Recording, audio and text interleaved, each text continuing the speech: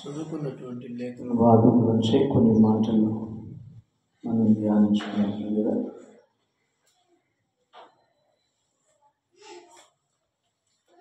నా నాలుకతో పాపము చేయకున్నట్లు నా మార్గములను జాగ్రత్తగా చూచుకుందును. భక్తిహీనుడు నా ఎదుట ఉన్నప్పుడు నా నోటికి చిక్కము ఉంచుకుందని అనుకుంటున్నాను. నేనేమీ మాట్లాడక మౌనమైతిని, క్షేమమును గూర్చి పలుకక నేను మౌనముగా ఉంటుంది. అయినను నా విచారము అధికమైంది. మంచి పిల్లలు గమనించండి. ఈ కీర్తన రాసిన వారు భక్తులైనటువంటి దావీదు మహారాజు. దేవుడు కోరుకున్నవాడు.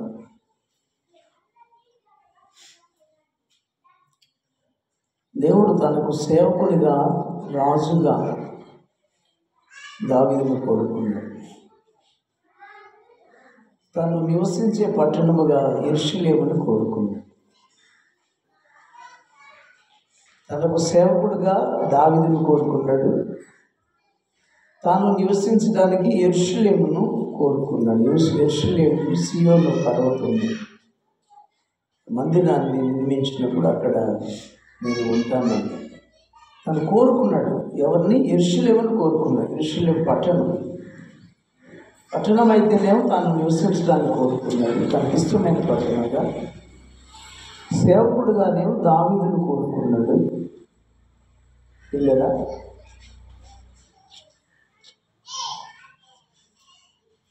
ఇప్పుడేమో మనలను కోరుకుంటున్నాడు. ఎవరిని కోరుకుంటున్నాడు? నిన్నే నివాసయోగిగా కోరుకుంటున్నాడు. దేవాలయంగా కోరుకుంటున్నాడు. దేవునికి మహిమ కలుగునుగాక.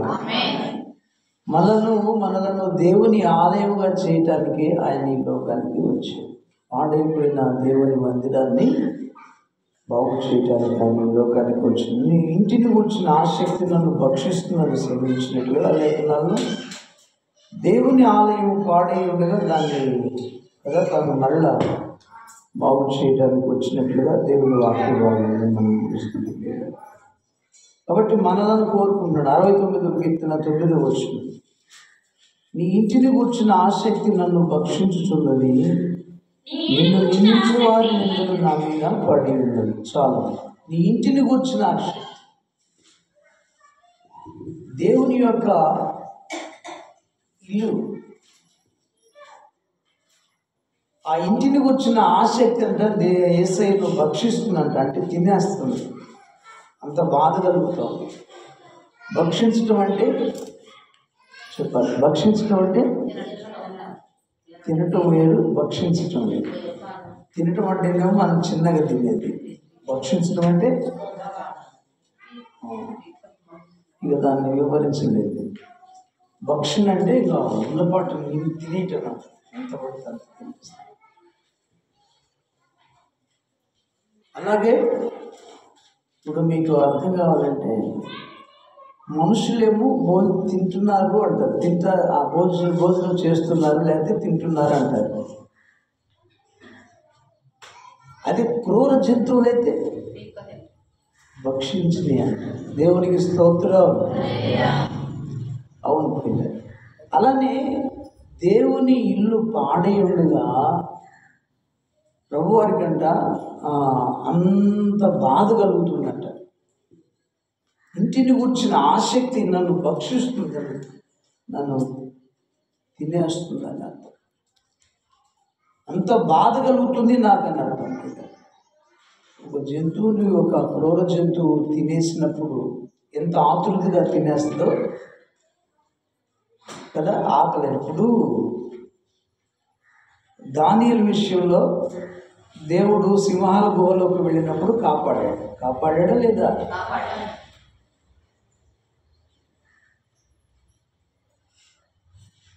ఎందుకు కాపాడాడు దానియేలు?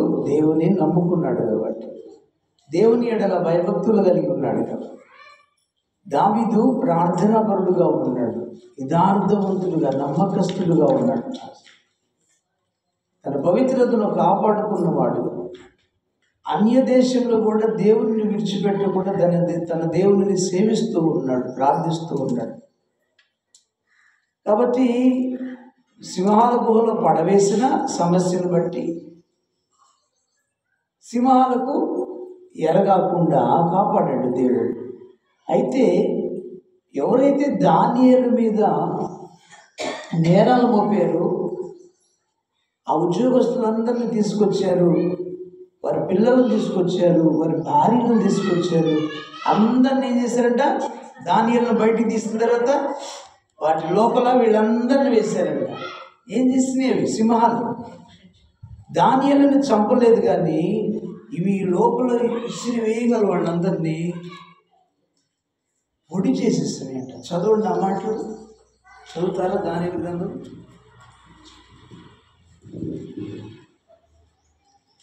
దానియేలు గ్రంథం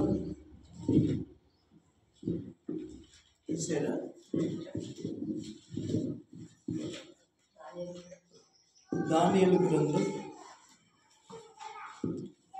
6వ అధ్యాయం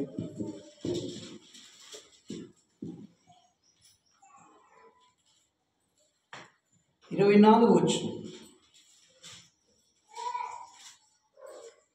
రాజు ఆజ్ఞయిగా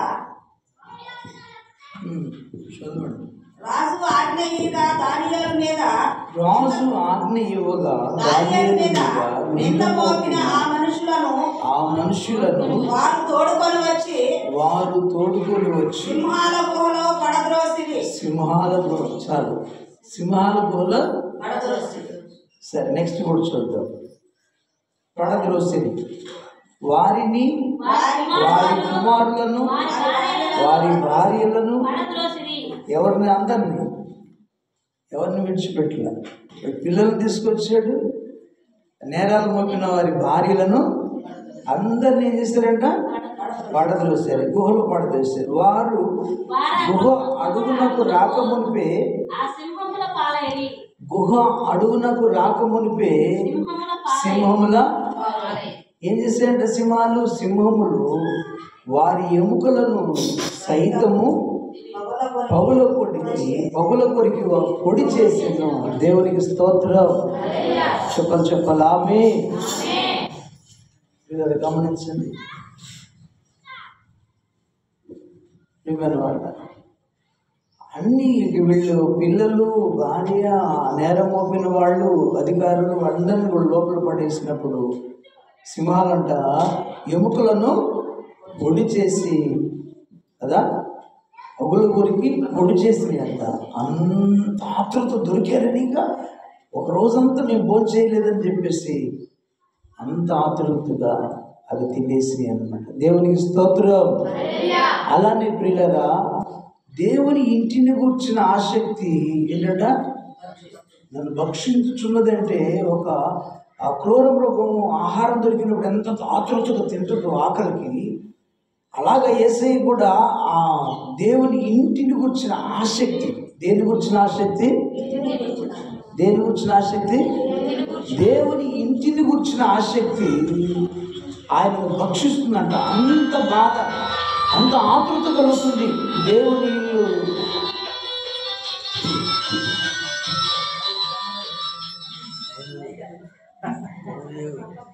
గురువుకి రక్షణ దొరికితే అందరూ ప్రార్థన చేయండి అమ్మా.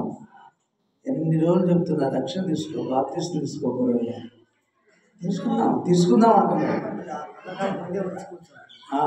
అందరికంటే ముందే వస్తున్నాడు మందిరానికి. మీ అందరికంటే గురువుకి ప్రెజెంటేషన్ ఇవ్వాలి, అందరికంటే ముందు వస్తున్నాడు. స్తోత్రం. కానీ రక్షణ తీసుకోవాలి. బాప్తిసం ఇవ్వమని అడుగుతున్నా ప్రభునయ్య. బాప్తిసం తీసుకునేటట్టుగా అతని మనసు ఆ లోపల ఉన్న చీకటిని దూరపరిచి బాప్తిసం చేయని అడుగుతుంది. జాగ్రత్త, బాప్తిసం లేని వాళ్ళు తీసుకోండి. చివరి దినాలు ఇక చెప్పలేము. బాప్తిసాలు కూడా ఇవ్వనివ్వరు. ఇంత తొందరగా బాప్తిసం తీసుకొని వాళ్ళు తీసుకుంటే ప్రభురాజ్యానికి వారసురాలు అవుతూ నీ పాపాలు క్షమించబడతాయి. మంచిది ప్రియులరా, గమనించండి. అంత ఆతృతగా అంటే దేనిని గురించిన ఆసక్తి అంట, దేవుని ఇంటిని గురించిన ఆసక్తి. ఈ ఆసక్తి ఆయనను భక్షించుచున్నది అంటే అంత బాధ కలుగుతూ ఉంది, అంత ఆతృత కలుగుతూ ఉంది. సింహాలు ఆతృతగా ఎలా వీడు తినేసేయో ఆకలైనప్పుడు ఈ బాధ ఆయనకు అంత దుఃఖాన్ని, వేదనను కలుగు చేస్తూ ఉంది, ఆతృత కలుగు చేస్తూ ఉంది. ఎందుకని? దేవుని ఇల్లు ఏమైందంట? ఇంటిని గురించిన ఆసక్తి. అర్థమైందా? దేనిని గురించిన ఆసక్తి? దేవుని ఇంటిని గురించిన ఆసక్తి. దేవుని ఇల్లు అంటే దేవుని మందిరం ఒకటి.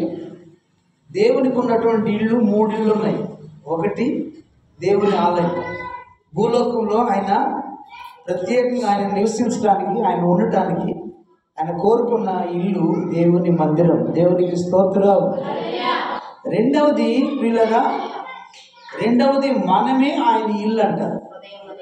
ఏంటంటే మనమే. చూడండి, హెబ్రీయులకు రాసిన పత్రికలో, హెబ్రీయులకు రాసిన పత్రిక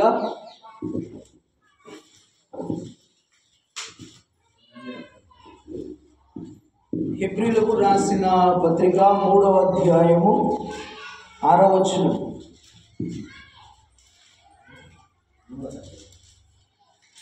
అయితే క్రీస్తు కుమారుడై ఉండి ఆయన ఇంటి మీద నమ్మకముగా ఉన్నాడు.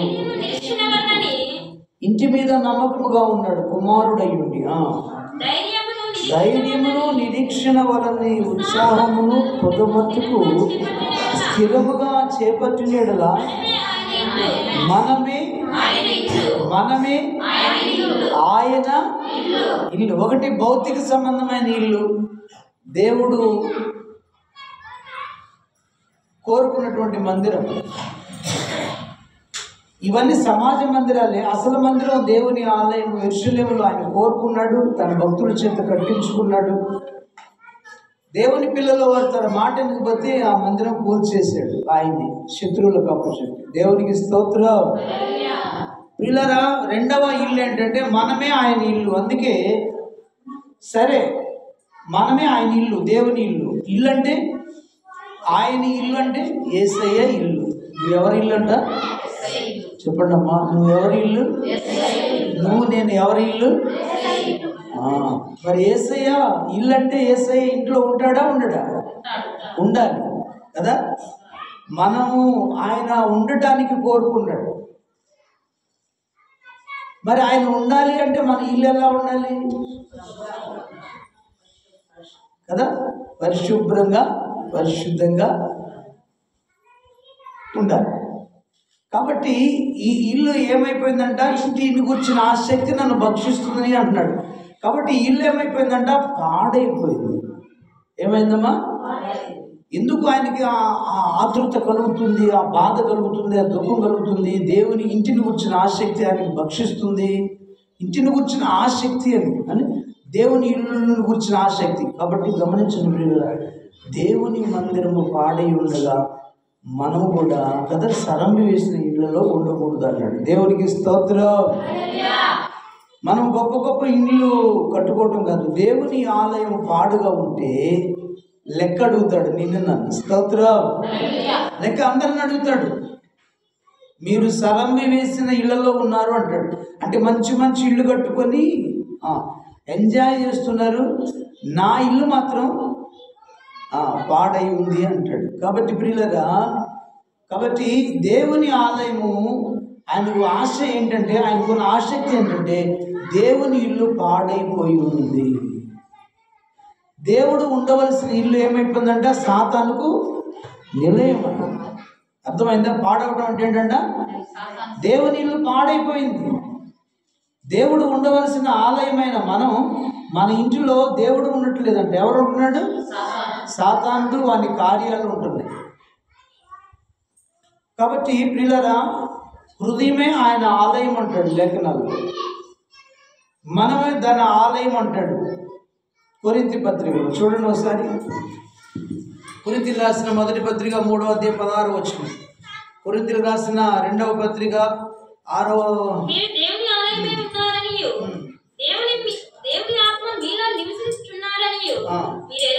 మీరు ఎరుగరా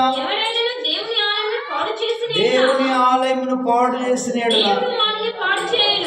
కాబట్టి దేవుడే వారిని ఆలయముని ఎవరైతే పాడు చేస్తారో దేవుడే వారిని పాడు చేయను. దేవుని ఆలయం పరిశుద్ధమైనది. మీరు ఆ ఆలయమై ఉన్నారు. ఇల్లైనా దేవుని ఆలయమైనా ఒకటే, అది మనమట. ఆలయంగా కోరుకున్నాడు. మరలా 2వ పత్రిక, కొరింథీయులకు రాసిన 2వ పత్రికలో కూడా భక్తుడైన పౌలు గారు రాస్తూ ఇలా అన్నాడు. చూద్దామా? 2వ పత్రిక 6వ అధ్యాయం 16వ వచనం. దేవుని ఆలయమునకు విగ్రహములతో ఏమి పొందిక? మనము జీవము గల దేవుని. అందుకు దేవుడు ఇలాగ సెలవిస్తున్నాడు, నేను వారిలో నివసించి సంచరించును, నేను వారి దేవుడనై ఉందును, వారు నాకు ప్రజలై ఉందురు.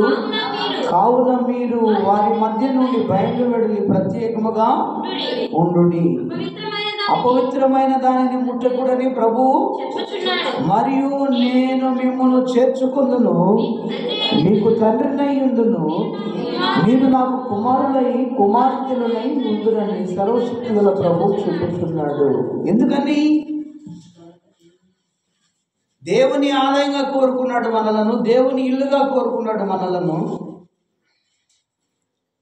ఆయన ఉండాలని కోరుకున్నాడు. ఆయన నీలో ఏంటంట? వారిలో నివసించి సంచరించాలని, వారి దేవుడనై ఉండాలని, వారు నాకు ప్రజలై ఉండాలని కోరుకుంటే వీళ్ళంట ఎవరితో సహవాసం చేస్తున్నారు? విగ్రహాలతో సహవాసం చేస్తున్నారంట, అవిశ్వాసులతో సహవాసం చేస్తున్నారంట, దుర్నీతితో సహవాసం చేస్తున్నారంట, చీకటితో సహవాసం చేస్తున్నారంట, బెలియాలతో సహవాసం చేస్తున్నారంట, అవిశ్వాసంతో సహవాసం చేస్తున్నారంట, విగ్రహాలతో సహవాసం చేస్తున్నారు. పాడైపోయింది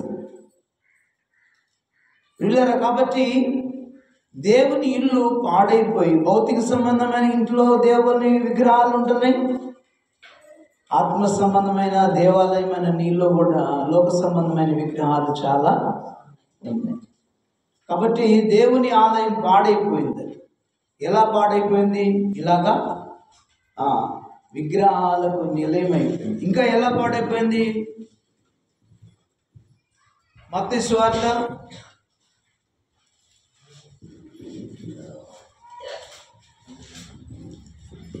సువార్త నేనేం చెప్పను, క్లుప్తంగా వచ్చినా చెప్పి ముగించుకుంటూ క్లుప్తంగా టైం లేదు. 15వ అధ్యాయం 18, 19 వచనాలు. బయటకు వచ్చినవి హృదయంలో నుండే వచ్చును. ఇవే మనుషుని అపవిత్రపరచునని మీరు గ్రహింపరా? దురాలోచనలు, నరహత్యలు, వ్యభిచారములు, వేశ్యాగమనములు, దొంగతనములు, అబద్ధ సాక్ష్యములు, దేవదూషణలు హృదయములో నుండే వచ్చును. ఇవి మనుషుని అపవిత్ర పరచును గాని చేతులు కడుక్కునుగా భోజనం చేయడం మనుషుని అపవిత్రపరచదని చెప్పి దేవునికి మహిమ కలుగును గాక. దేవుని ఆలయం ఎలా పాడైందంటే, ఇక్కడ వీటన్నిటికి సాదృశ్యం ఏంటంటే లోక సంబంధమైన ఆచారాలతో పాడైంది. దీంతోనమ్మా లోక సంబంధమైన ఆచారం. శాస్త్రులు పరిశీలు కూడా ఆచారాలే పాటించేవారు. దేవుని న్యాయ విధిని పాటించేవారు కాదు. కానీ ప్రియులరా, పైకి అన్ని తెలిసిన వాళ్ళలాగానే ఉన్నారు, భక్తి గల వారిలాగానే ఉన్నారు. శాస్త్రులు, పరిశీలు, ప్రధాన యాజకులు, ధర్మశాస్త్రోపదేశకులు, వీళ్ళందరూ కూడా ఎలా ఉన్నారంటే ఆచారాలు అయితేమో బాగా పాటిస్తున్నారు, కానీ దేవునిని మాత్రం వాళ్ళు గ్రహించలేకపోతున్నారు. ప్రభువైన యేసును గ్రహించలేకపోయారు. దేవునికి స్తోత్రం. కాబట్టి నీ ఇల్లు దేనితో నింపబడిందంటే ఎక్కడ చూసినా మూఢ భక్తి, మూఢ ఆచారాలతో మిళితమైపోయింది. అర్థమైందమ్మా? పిల్లి వచ్చిందనుకోండి, ఎదురు ఏం చేస్తారు మీరు? చెప్పరేమ్మా? పిల్లి ఎదురైంది, అసలు నల్ల పిల్లిగా ఎదురైంది అనుకోండి, ఏం చేస్తాడు? ప్రయాణం సిద్ధపడి కూడా ఆగిపోతాం. విధవరాలు ఎదురైంది అనుకోండి, అసలు ఇంకా పక్కకు పోవటమా, 4 తిట్లు తిట్టి మొన్న ఎదురైందిరా మాకు నాయనా అని. ఆలయం అంతా పాడైపోయింది, విగ్రహాలమయం, ఆచారాలమయం. యేసయ్య అంటున్నాడు, మీరు చేతులు కడుక్కొనక భోజనం చేయడం కాదు, కానీ మీ లోపల నుంచి వచ్చేవన్నీ మిమ్మల్ని అపవిత్రపరుస్తున్నాయి అన్నాడు. దేవునికి స్తోత్రం. అవును, అవి నీతో ముచ్చటిస్తా ఉంటాయి. కొంచెం జ్వరం రాగానే సరే ఇక వస్తారు. దేనికమ్మా? అంతరాలకి మంత్రాలకి. ఇప్పుడు మన వాళ్ళకి ఎవరికైనా తాయతలు కాళ్ళకు ఉన్నాయో చూసుకోండి, ఉంటాయి. మొగుళ్ళకైతే మొలలో ఉంటాయి, ఆడవాళ్ళకైతే కాళ్ళల్లో ఉంటాయి. పాడైపోయింది ఆలయం. ఇక సోదరులు, పాస్టర్ గారికి తెలియదులే, పాస్టర్ గారికి ఏం తెలియదులే, ఆ సోదామ రంగంలో అందరూ సోది, ఆ పేరే సోది. మనం సోది చెప్పించుకుంటున్నాం ఎక్కువ. ఆ సోది చెప్తుంటే ఇంక లీలమైపోతారు లోపల. స్తోత్రం. నిజమేనా? మనం చెప్పిందంతా కరెక్టే. దేవుడికి మహిమ కలుగును గాక. ఆచారాలను ఖండించమంటున్నాడు దేవుడు. చేతులు కడుక్కొని భోంచేయాలి, మంచిదే. అనుకోకుండా కుదరలేదు, ఇక బాగానే మనం ఇప్పుడే నేను స్నానం చేసి వచ్చాను, కూర్చొని భోజనం చేస్తున్నాను, దానికి కూడా పట్టించుకొని వాళ్ళు ఏమయ్యా నీ శిష్యులు చేతులు కడుక్కోరా, కాళ్ళు కడుక్కోకుండా భోజనం చేస్తున్నారు అని ప్రశ్న వేస్తున్నారు ప్రభువారు. అప్పుడు ప్రభువారు చెప్తున్నాడు, మనుష్యుని నోటిలోంచి వచ్చే మనుషుని అపవిత్రపరుస్తాయి.